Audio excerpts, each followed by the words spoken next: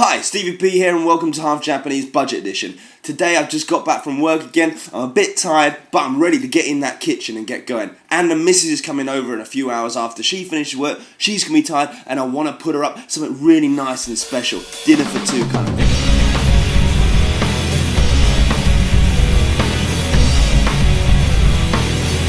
First of all, 99 yen shop, cream. This stuff is cheap and it really does change the flavour dramatically of any meal you make.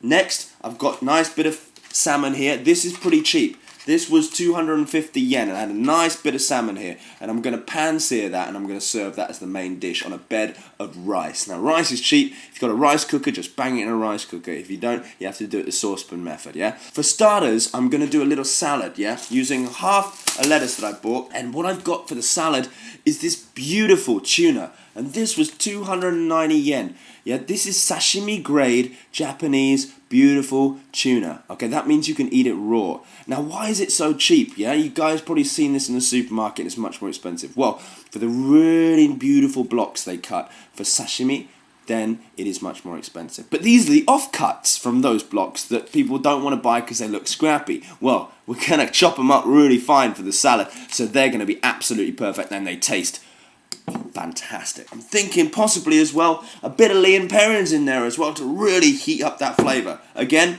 best friends, brothers, salt and pepper. Alright, I've also got some okura, which these Japanese people love, and this is really cheap, and either you like it or you don't. I mean, if you do, use it, it's fantastic. Okay, let's talk sauce for the fish, yeah? I want to make this great sauce to put over the fish and surround that rice with great flavour. Now, normally it would be okay just to add a bit of this cheeky cream into the pan and deglaze the pan with it after I finish cooking the fish, yeah? And just pour that sauce over the top. That would be absolutely fantastic. But today I'm going to make a little fish stock, yeah? And I'm going to add that in on the pan to make a bit more liquid and a bit more flavour to really bring it out. I'm going to add a bit of lemon in there as well. And also I'm going to add some salt and pepper and really get those flavours going. Alright, I saw this on the shelf today for 180 yen and I couldn't resist. Don't be afraid. Don't run screaming. Bear with me here, yeah? I've got fish heads. And these are sea bass fish heads. In Japanese we say suzuki, yeah?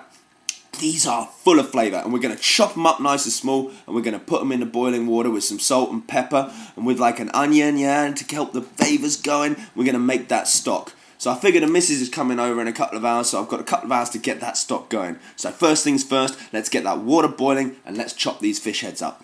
Okay, so I've got salt and pepper, water, my fish heads in there with the bits, and I'm going to put this negi into the pan as well. What I'm going to do is I'm going to let that boil up now for the next couple of hours to really get some really good stock out of it. Alright, next up we've got the starter, yeah, and I've opened up this beautiful, beautiful packet of tuna. Please remember to wash your board and wash your knife, yeah, in between changing from raw fish that you've got to cook and raw fish that's sashimi grade, okay? Don't want to spread any of that stuff around. That's called cross-contamination, yeah. Alright, and what I'm going to do, like for example, let me just show you with one block, yeah? Is I'm going to chop it up really fine, yeah? Ready to put in the salads, yeah? So basically fingers up again and ready to go, yeah? Just chop it up nice and fine, yeah? I know people are looking at this, oh, what are you doing to that tuna? Yeah, but basically what we want in this salad is we want really small bits of tuna, okay? Just lingering around, so basically let's just cut that stuff up.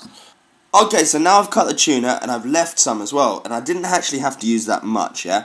And what I'm going to do is I'm going to put that tuna back in the fridge and I'm going to cook it tomorrow, alright, for something else. I've left this because if I've got time, I'm going to do a bit of a tataki with this to put on the side of the salmon dish, which I think will go really well. A tataki is when you just pan-sear each side of the tuna and then you cut it and you'll be able to see a beautiful cross-section on there. And I'll show you that one later, okay? This into a bowl.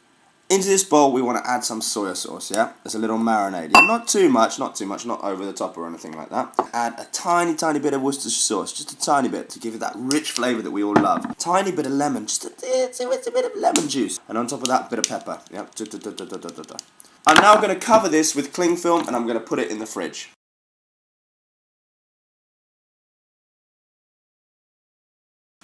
Okay, so we've already got loads of flavour coming out of the fish into the pan, okay? And what I'm going to do is I'm going to add some of this beautiful fish stock that we got brewing up.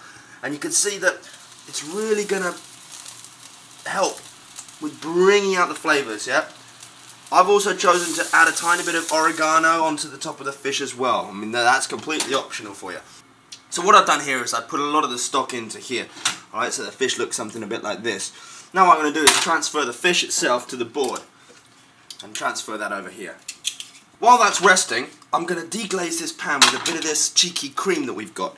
Bit of cream, not too much. Give it a good working in there, yeah? Tiny bit of heat, but not too much. Really getting all those flavours from the side of the pan. Okay, so for this tataki that I'm going to do, and I'm going to slice it and lay it on the top of the tuna salad, yeah? What I need is just a block of tuna, yeah? Just like this. And this was part of the offcuts. It's not a very good one, but hopefully, with a tiny dab of oil and a rub with a tissue on the hot pan, it's not going to stick to the pan. Now basically, all we need to do is give it about 10 seconds, if that, on each edge, alright? Right, here we go.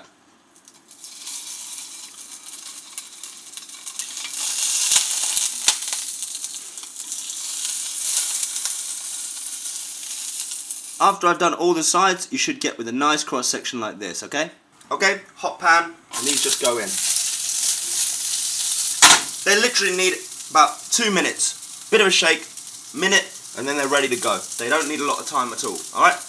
Okay, so everything's done. Now all we've got to do is take the sauce that we've made, nice spoon, just drizzle on top there, drizzle on top. And also you might want to put a bit around the edge of the plate. Yeah, really spread that flavour, that fish sauce. It's going to be absolutely beautiful. Come on in. Alright, and here we go. Right on the top here. Beautiful. What is... And here we go. A very, very simple pan-fried bit of salmon with some fish stock and some great produce for cheap. I'm really looking forward to tucking into this. And the tataki, look at that. Worked out so well. Look at the shape of that. Okay, anyway, time to eat. Yep, should we eat? Okay, let's eat. Alright, see you next time for another fantastic episode of Half Japanese Budget. Bye-bye. Enjoy. So these are the leftover offcuts, yeah? And what I'm going to do is I'm just going to tataki them all up, chop them up, and then use them for a bit of a snack. So, with the use of yesterday's leftovers, I made myself a really great snack.